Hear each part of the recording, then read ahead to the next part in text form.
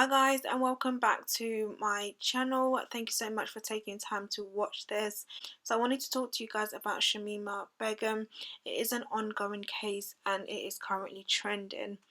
Now this is a young girl who has been fighting, who went to Syria when she was 15 years old to join the self-proclaimed Islamic State group. Her British citizenship was taken away from her, and there has been an ongoing legal fight to whether this was an unlawful decision to make, as she is British citizen, and whether she should be returning to the UK. Now, I did do a video of this a while ago. It has obviously come back and it looks like she may well be coming back to the UK. Now, the reason why this is such a prominent story and why it's so talked about is because I suppose people are double-minded to whether she should be given her citizenship, because she did make a conscious decision to go and join this terror group, so therefore, she shouldn't be allowed back. Now, the opposing argument is she is British, so she should be able to come back to Britain and deal with her case here. And also the other argument is that she was 15 years old, she was groomed, and I don't think that there is much empathy towards grooming, especially when it comes to terror groups. I think people instantly shut it out and say, you're terror, you are you're part of an Islamic terror group, and that's it, full stop, point blank, period. There is no empathy, like there is no trying to understand. But I think it's important that we give it the same level of understanding and also openness as any other type of grooming. Grooming is grooming, and there are different ways that kids and children and vulnerable people get groomed. But I do feel like when it comes to terrorism, there is no sense of anybody wanting to understand. Okay, so I came across a few comments that stood out to me. So somebody says, if Shamima Begum is allowed to return to the UK to defend her citizenship, she will stay for life, in capital letters right there, and set a precedent for others to follow suit. As a taxpayer who's subsidizing her cost, I say leave her in Syria. We've got enough on our plate with aggressive immigrants, with obviously a lot of angry faces. I have a couple of problems with this statement. Number one, I personally feel like she's earned her British citizenship, and I really struggle to understand why it's okay for the government to just quickly, and obviously they must not make the decision lightly, and obviously take time to analyze the situation before, they don't just say, right, that's it, I'm going to just revoke your citizenship. However, the way I see it is, if you've been in this country for a very long time, because this happened to 2 Jamaican boys as well, for some people, they've been here since they were minors, kids. They've earned their right to British citizenship, okay?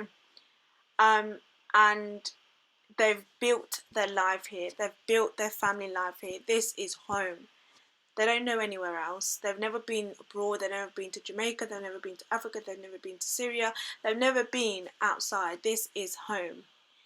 I just don't believe that it is right that for somebody who has built their life here, they've earned their British citizenship, you've given it to them, for you to just revoke it because they've become a criminal or because they decided to leave the country. This is their home, first and foremost. Yes, they have decided to leave the country. Yes, Shamima Begum decided that, she was going to go and follow, I don't know whether she went to follow her husband or she went to join this Islamic group, like I said in the beginning of the video, there's not really much talk about the grooming aspect of it.